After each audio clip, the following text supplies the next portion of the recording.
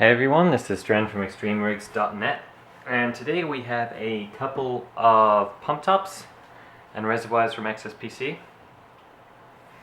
I believe I've already covered the other ones that I have in earlier videos. So today we're looking at some of the newer offerings. The first one, however, is not so new. This is, well, you probably won't be able to read it from there, but this is the D5 standalone top. So this is if you want to put a top on top of your normal standard D5, your Lang D5 pump, this is what you'd use. So there's no reservoir, it is simply just a pump top. So inside you're going to get some screws, some other screws, and a stop fitting, and some brackets, and we'll go into those in a second, and then the top itself. So let's have a look at the top. This one comes in black acetal, and like most of the other XSPC D5 tops, the top actually follows the same basic Lang volley style, I guess you can say. It has the 3 dimples here, and this section is flat with a slightly raised center. And then of course you have the sweeping outport. This is therefore probably going to be very similar in performance, and when I do a video for the entire roundup I'll show you the data, but because it's very similar to the Lang, we'd expect it to perform like the Lang. And from the initial numbers we've already seen, we've seen the EK and coolants, and even the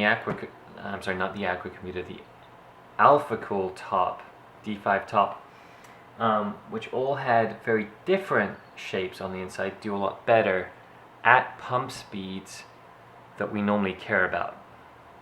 This has an advantage, at very low pump speeds, but hopefully you're not really running that. Well, not low pump speeds, but low flow rates. So for example, if you were going to run at 0.1 gallon per minute, this has an advantage, but hopefully you're not running there. So that's the actual pump top itself. Like most of the other pump tops, it has the fittings on one side, I should say the screw holes for mounting the mounting plate on one side, and the logo, an in port, and 2 out ports. Some of the pump tops do have a secondary input port, and like all the other tops, the logo is really positioned for you to mount the pump like this. So you'd have your pump coming in the back there, and you'd have it mounted to a flat surface like this, or indeed the bracket, which I'll get out and show you now. I'm not a fan of doing this personally. I like to, here we go, here's the bracket. And this just looks like acetal also. Well, most other brackets are usually metal. That's not a big deal. No, I can't even get this off, but you can see there's 4 holes there, and 2 of those holes, and I'm not sure, I assume it's these 2, you're going to mount there, and then you can screw this down to the floor. Personally, I like to run my D5 tops vertically fed, so the water comes straight into the input. You see the hole there? Straight into the input, straight into the pump beneath, and so there's all the water pressure directly from your reservoir going in. However, for people who like to do that, they do sell specific reservoir and pump combos, and we'll see one of those in a second. So, nice minimalistic design. The logo, you probably even barely see it on the camera, but it's just etched out of the plastic, or lasered, or milled. I'm not really sure. But very simple, minimalistic design, quite nice. The only thing I would mention, the bracket here that secures the pump, it's actually a different plastic. This is cast, it's not machined like the acetal here. It feels like nylon to me, I'm not 100% sure. but it doesn't line up with the outer dimensions like the EK block does, and I kind of like that. You have clean lines that go down and you don't see the gap anymore. This one doesn't. And the other noticeable thing is it only has 4 screw holes. All the other manufacturers use 8 for D5. And the only exception that I've seen is coolants. But coolants use a thick metal bracket. So my concern here would be that if this nylon bracket flexes, and you can see it's pretty thick, so maybe it's okay, you're not going to get a good seal between your pump and then it's going to leak. So that would be a concern with just having those 4 holes.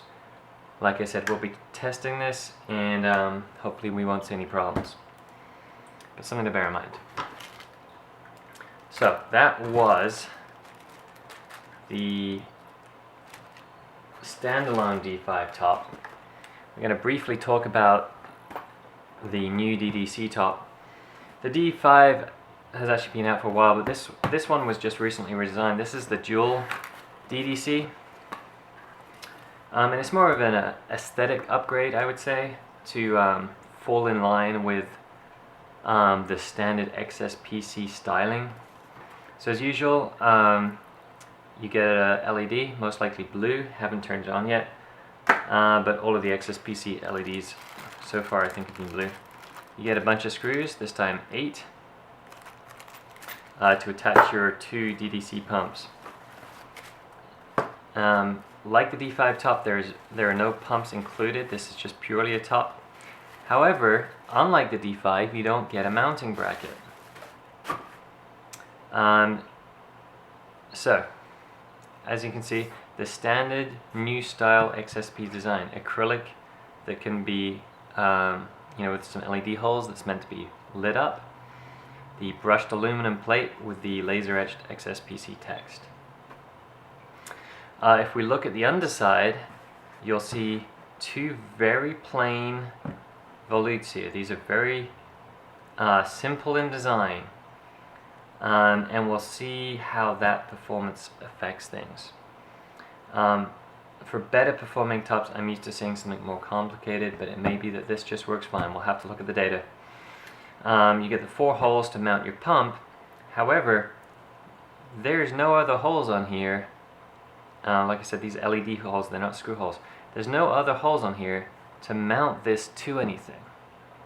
And that's a bit disappointing. I would have thought XSPC would give you something for that, like they did with the D5. So, bit of a letdown on that front. However, XSPC usually are very good value for money. So we'll have to see whether the performance is good enough for the price. Now we have the large new Photon reservoir that also can mount a D5 inside the pump. Not inside the pump, the D5 is the pump, inside the base of the reservoir. XSPC first launched the Photon reservoir a month or 2 back, I'm not exactly sure when. And I believe it was their first cylinder reservoir.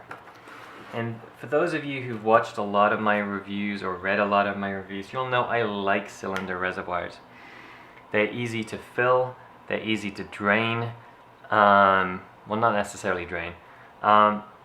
Most importantly, they're easy to bleed. When you fill your loop up, you can put a lot of liquid inside the reservoir, and it immediately goes into the pump, and it provides a lot of pressure straight into the pump, which makes it very easy for bubbles to get out of the pump, the water to get in, and for the pump to start kicking. If the pump has air in it, and the air is kind of trapped in there, the pump's going to try and spin, and it's just going to spin that air around. It's not going to get the water flowing. So that's why I don't like bay reservoirs, because in bay reservoirs, it's very hard to get that initial air out of the pump, and you have a very limited, small amount of water in there that can actually feed the pump or drive significant vertical pressure into the pump to really get the water flowing. So cylinder pumps are just so much easier to work with, so much easier to maintain, that I'm a big fan, and if you have the space for one, I would always choose one over a bay reservoir. So it's nice to see that XSPC is finally launching one. You know, before they've always been big fans of, you know, the bay reservoir, and to me the bay reservoir is fine if you need one. It's really a compromise. So let's see what else we have in here. Of course, like most XSPC products, you get the LED. Again, most likely blue. You have a little note here. Warning there. Reservoirs are carefully sealed and leak tested. Unscrewing the top or base is not advised and may cause leaking. Well, fair enough.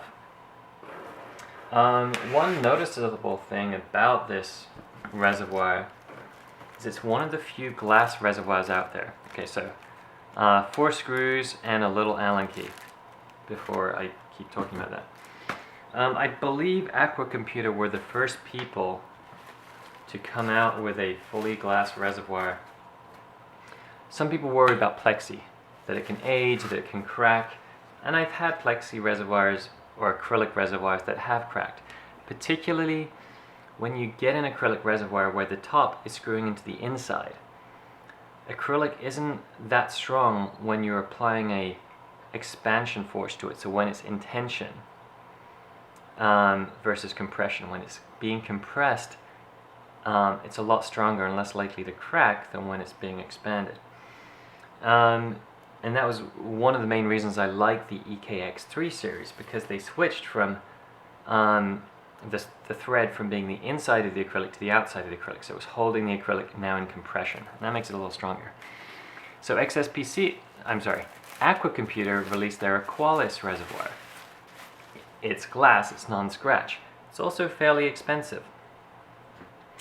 And no one else had launched a glass reservoir that I'm aware of until now. This little puppy is XSPC's version. The problem with glass reservoirs is that they're hard to seal. Unlike acrylic, where you can cut a screw thread in and then screw your top and bottom sections into it with an O-ring, you have to do something more clever with glass, because you can't cut that thread into glass. Or if you can, it's harder. So what Aqua Computer did was to have a center tube, and that would connect the top and the bottom together, and screwing it would tighten the top and bottom and seal the glass against in an O-ring. So I'm not sure yet how this one quite seals, but initial thoughts are, I really like the design. This is the 270mm version, so it's fairly long. There is a smaller 150. But first impressions are, it's chunky. This is fairly wide, and I like that. I like a chunky look of a reservoir, and I like being able to put a lot of cooling in it. Coolant, I should say. The more coolant you have, the easier it is to prime your loop.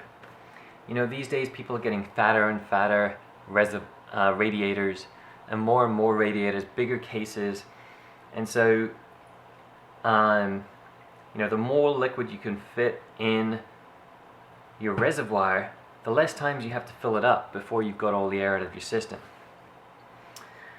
So as we look at it, you can see standard D5 Vario on the bottom.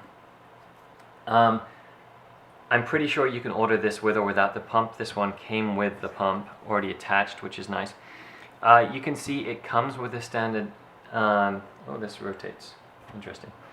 It comes with a standard Lang style lock ring here, and I'm going to take the pump off just to show you. There is an alternative ring you can get, an XSPC branded lock ring. Of course, you could also, because this is a standard Lang part, you could get the other lock ring offerings too. You know, Bits Power have that dress kit, which is pretty expensive for what it is, but it consists of a lock ring and a thing that covers the pump body. So if you want to go that way, my gut feel is it would probably work. However, you can get the XSPC branded lock ring, but that only hides this ugliness. It doesn't hide the ugliness of the pump. So D5 Vario is standard. Not going to dwell on that. If we look inside here, again you'll see it's a similar type of design. I'm not sure if that's going to be in focus on the camera. It's got the 3 notches, it's got the standard Lang style offering to the volute design, and like the D5 top, the XSPC one, it's probably going to perform similar to the Lang top. But again, we're going to measure this to make sure. In terms of inputs and outputs, it's hard to see, but this does not directly flow down from the reservoir. If you can kind of see here, there's a little block and an area around it. So it seems like the water is going to flow down around the block and then in and down. However, there are some other options here. There's 3 ports here. I'll take this other fitting off just so we can tell what that is.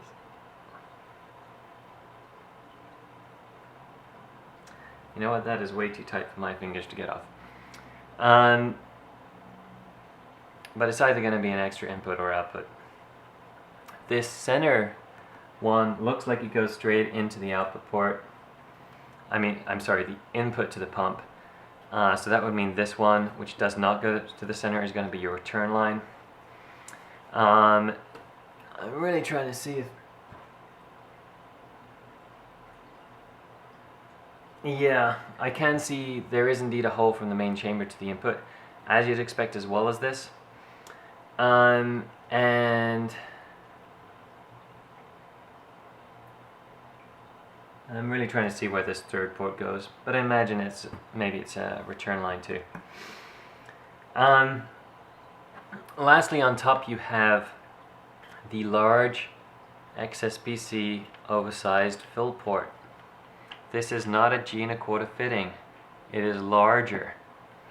And one thing that's nice here, you can see, it immediately hits a block, and then there's 4 holes around it. And that's kind of nice, because what that means is when you're pouring your water in, if you're pouring into a small hole, there's no room for the air to get at, because generally it's hard to pour a very small stream. And so you need space around that stream for the water to come out as you fill it in. And so with 4 holes, it means the water can trickle down 1 or 2 or 3, and the air can rush out the 4th one. And that's the nice thing about having it oversized. You'd have to be pouring a lot of water or have a very big funnel in order to block this hole. So these are really nice for filling. However, because it's not G and a quarter, it means you can't use this as a standard return line, which you might want to do.